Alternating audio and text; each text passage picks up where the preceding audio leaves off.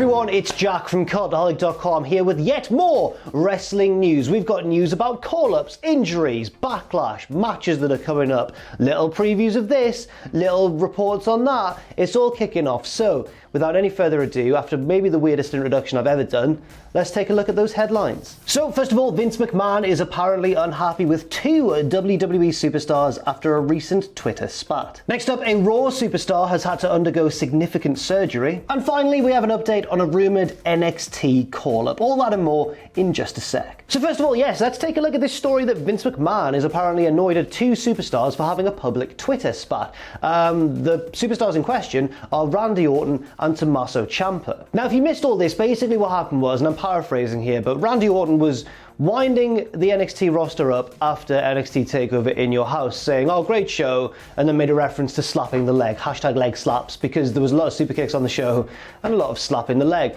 Tommaso Ciampa fired back, saying that he was showing his daughter, his infant daughter, Randy Orton matches to get her to sleep at night, and then Randy, oh man, it all started getting it got a bit nasty, but you got the idea that Randy Orton was just laughing at this all, whereas Ciampa was actually quite understandably very annoyed. I think Orton called him the leader of the leg slap brigade or something, but the summary of it is, right, Orton called the NXT roster a bit indie-rific, a bit slappy of the leg. Ciampa countered by saying that Orton's match style is really boring. Orton doubled down and said that Ciampa's the leader of this whole leg slap platoon or whatever he said. So there's your argument in a nutshell. Now obviously it's quite big news because it's two massive stars in WWE, especially Randy Orton, getting into it publicly with one another on social media. However, in terms of the content of the argument, it's not a lot that we haven't already seen before. Wrestlers have a go at each other on Twitter all the time. So why would Vince McMahon be annoyed about this? Well, apparently, according to Brian Alvarez on Wrestling Observer Live, it's because of a very particular thing that this means that really annoys Vince. He hates it when two wrestlers argue on social media, apparently, and they're not planning to have a match between the two of them. So if Vince isn't planning to book you in a match together, do not argue on social media because it gives false hope to the fans. Now, I think this is weird for a few reasons. First of all, Vince mustn't be on Twitter very often because arguments happen all the time between wrestlers, all the time, like wrestlers from WWE and other promotions, wrestlers from within WWE on the same brand, on different brands, as we've seen in this example. It's just an inescapable thing, you know, that there's going to be arguments on Twitter all the time to varying degrees of seriousness. So why has Vince singled out this one? I imagine it's for one of two reasons. Maybe one, it's just the only one he's seen recently because he's not on Twitter very often and someone's brought it to his attention, or two, because it concerns Randy Orton, one of his biggest stars still, one of his most popular names.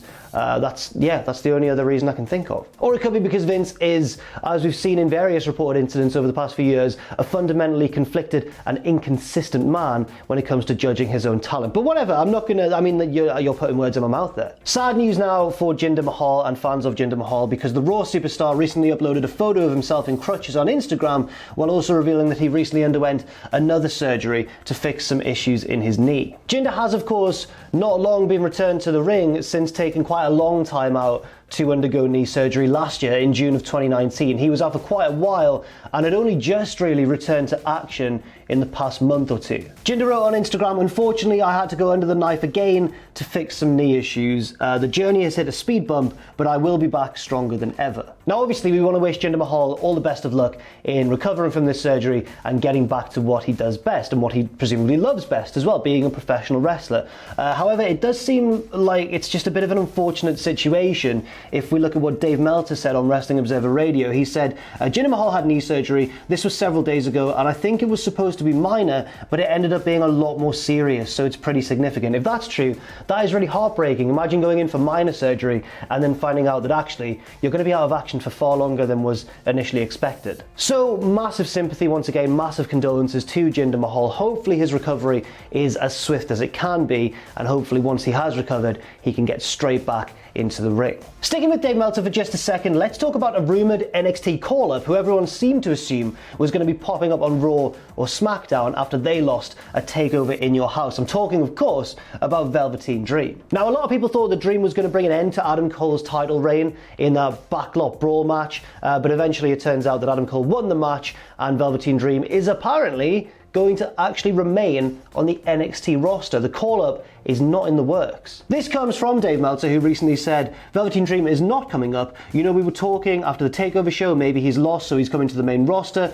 but I was pretty much told it's not happening now. I mean, someday, of course, it will happen, but it's not in the plans today. However, we do know, of course, that there is at least one NXT call-up in the works. Matt Riddle has been already announced as to be debuting soon on SmackDown, and it's been highly rumoured, highly speculated, that Dominik Dijakovic will be heading to Monday Night Raw, which he actually built upon those rumours the other day by tweeting out a photo of Seth Rollins. Rollins is obviously on Raw. He could be targeting Rollins. He could be wanting to join Rollins' stable alongside Murphy and Austin Theory. Who knows? But it seemed to all but confirm that Dijakovic is going to Raw. But in the meantime, of course, this means the Velveteen Dream will be staying in NXT. And I wonder where he's going to go next. I don't know if this feud with Cole will continue. It seemed like a pretty climactic end to their feud, and there's other contenders who could realistically challenge Adam Cole. But in Dream's case, I don't know where he goes next. Could he form a weird, creepy alliance with Dexter Lumis, especially because Lumis sort of helped him in that match and kidnapped two of the Undisputed Era? I don't know. I feel like that's more going to set up Cole versus Lumis, and Dream's going to have to find someone else to feud with. Next up, let's talk about the greatest match ever. We have a few new details on the match and what we can expect it to entail. No spoilers about the result, but we are going to talk about things like likely match length and potentially the style of the match as well, so be careful if you don't want to know. So on the latest edition of Wrestling Observer Live, Brian Alvarez revealed that the length of the match is around 30 to 35 minutes. He said, so if you're expecting an 18-minute match after they went 45 at WrestleMania, then think again. Apparently also, they tried very hard to actually have the best wrestling match that they can. So fair play to Edge and Randy Orton, after being given this impossible task, this idea of living up to the billing of the greatest match ever. Seems like they've got in there and actually given it a really good go, which is incredibly impressive, especially for Edge, who's been away for so long, obviously. But at the same time, why was that billing given to the match? I still don't understand it. It is worth noting that the match could be polished a little bit, could be edited a bit, because even though most of Backlash is taking place live, that match is not. That is a pre-recorded match, as we just mentioned, because Alvarez seems to have heard how long it's gone. No mention though of who is going to win the match, and even if there was, I don't think we'd tell you anyway, because we don't like spoilers as much as the next person, so we'll keep that just tucked away in our back pocket. Well, I don't know what I'm talking about. We haven't even heard who's going to win the match. I'm acting like we've got info that we just don't. Are you excited for Edge versus Randy Orton? Let me know in the comment section down below, because I am, in a bizarre way, and a weird part of me, just a little part of the back of my brain, just wants it to be the most mediocre match you've ever seen, like the most drawn out, just not innovative, just totally by the books match you've ever seen. I just want it to be that, so WWE can claim it's the greatest match ever. But according to this report by Alvarez, it is apparently actually quite impressive, or at least they've tried to make it a quite impressive match. And finally, while we're talking about Edge, he is set to star in a movie which is being released next month. And we've had a little look at the trailer, and it's given us a bit of a glimpse of what to expect. Adam Copeland does indeed star in Money Plane, which just sounds like the best thing ever, doesn't it? Forget the best match ever. This could be the best movie ever. He is the lead in this, starring alongside Kelsey Grammer, Denise Richards, and Thomas Jane. What a star-studded... What? How has this happened? Now, the movie seems to be about, right, so Edge, Adam Copeland, of course, is a professional thief who has to rob a casino. But you may have guessed from the title, Money Plane, it's a casino in the sky. Get in! Come on! Yes, so Edge must rob a bulletproof casino in the sky to repay a $40 million debt and secure the lives of his family members. Oh, come on, Edge, you can do it! You can do it, Edge! Rob that flying casino in the plane. I got told this by other lads in the office. I've not watched the trailer yet, and I really want to. I'm going to do it now. Here we go, right, I've muted it so that the sound doesn't come through and we don't get in trouble. Edge is looking fantastic. There's Kelsey Grammer. He seems to be like his boss, or the guy in charge of... He's got to get the money on behalf of Kelsey Grammer. There's some shooting, there's a van. Crucially, not a plane yet. I'm going to skip slightly ahead. Torches, nighttime, a gun in a box, more Kelsey Grammer, someone smoking a pipe. We're on a plane! We're on a plane! There's a plane in the sky. Not as big a plane as I thought, considering that it had a casino on it. I thought this might be in the future, but it doesn't look like it. It just looks like a normal present day plane. There's a drone, there's shooting at a drone is shooting some men. The Edge is in a suit, lovely. Not